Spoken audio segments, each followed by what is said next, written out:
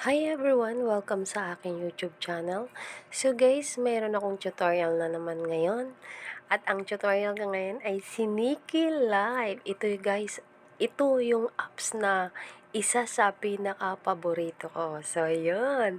So natutuwa ako, no? Gusto ko mag-enjoy din kayo sa kanya. So guys, si Nikki Live is sa baguhan pa lang. Gumawa ako ng tutorial kasi may nagtatanong sa akin. Pero sabi ko kasi, isi-send ko sa Messenger. So ginawa ko na lang dito sa YouTube. So guys, take note. So ito yun ang para sa mga baguhan. So guys, binilugan ko lang no ng red ang sa una kong ini-screenshot ko lang guys. So ito guys yung una. Yan guys ay live. Pag pinindot mo yan, tapos sa mga solo live yan. Tapos ito party live. Yan yun, no? Nakikita nyo, party live yan. So, ito guys naman, ito yung club na sinasabi. Pag sa mga baguhan, mamaya ko ipapaliwanag yung club. Yung sa ano muna tayo, no? Sa next na naman tayo. So, basta yan, club yan. Kung may club ka, dyan mo pipindutin. Makikita mo yung club mo.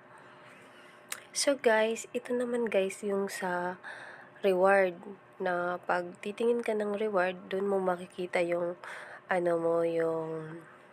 yung live mo, kung magki-claim ka, kung may i-claim ka ba, ganun, o naggagamble ka ba, ganun.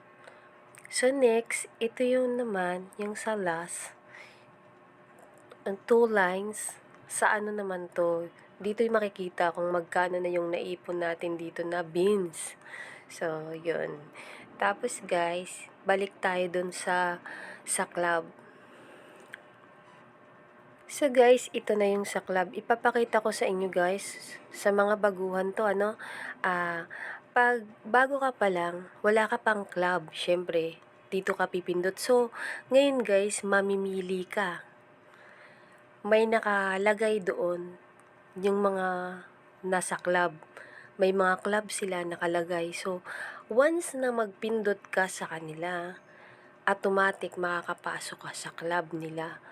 So, kailangan mamili po kayo ng club or pwede namang depende yun sa inyo. Pag may kakilala kayong may club, di pwede kayong pumasok doon. Basta dito yung kiniklik. Kasi doon guys sa profile, pag pinaklik sa inyo, hindi yun club naisahan ako doon eh.